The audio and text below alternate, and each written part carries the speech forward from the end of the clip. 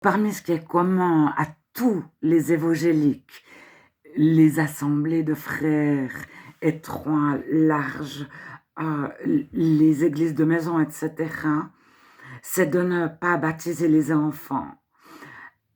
Généralement, les petits bébés sont présentés à Dieu, tout petits, pour que Dieu en prenne soin tout au long de leur vie. C'est plus un engagement des parents qui s'engagent à parler de Jésus à la maison, à lire la Bible à l'enfant, à lui présenter Dieu.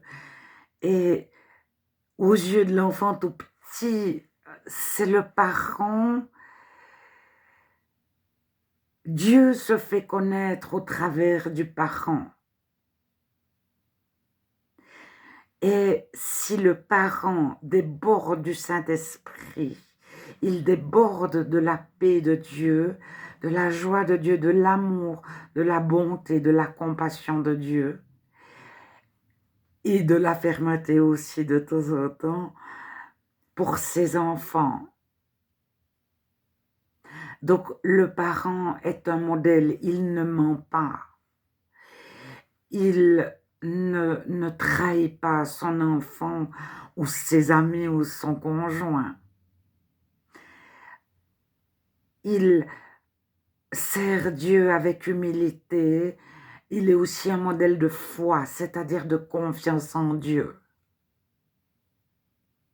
Donc le parent n'a pas peur, il fait confiance à Dieu en toutes circonstances. Et c'est là que l'enfant réalise que le parent s'appuie sur Dieu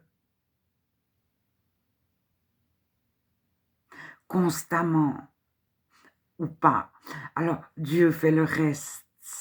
La barre est très très très haute pour être parent chrétien, mais elle est tellement haute que Dieu compense tout ce que nous n'avons pas pu voir nous faire nous. Il nous aime infiniment. C'était juste pour parler des évangéliques. Donc les évangéliques ne baptisent que des adultes. Dans les pays occidentaux, généralement, ils attendent que l'enfant soit majeur.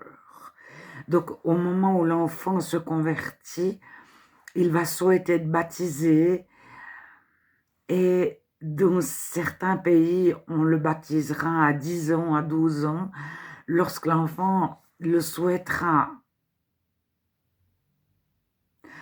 Et donc, il croit, il est né de nouveau, pas forcément le jour de sa majorité. Il peut être né de nouveau à 17 ans, à 15 ans. Alors, pour ne pas passer pour des sectes, pour pas qu'on puisse reprocher aux chrétiens d'avoir baptisé des mineurs, généralement, les évangéliques baptisent uniquement des personnes majeures. Et certains courants dans l'histoire, donc depuis toujours, certains courants dans l'histoire baptisaient uniquement du Saint-Esprit, sans baptiser d'eau. Et Jean 3, c'est avant le verset 10. Si tu nais d'eau et d'esprit, donc c'est Jésus qui parle à Nicodème. On peut le traduire par « si tu nais d'eau », c'est-à-dire d'esprit. L'eau et l'esprit se confondent des fois dans la Bible.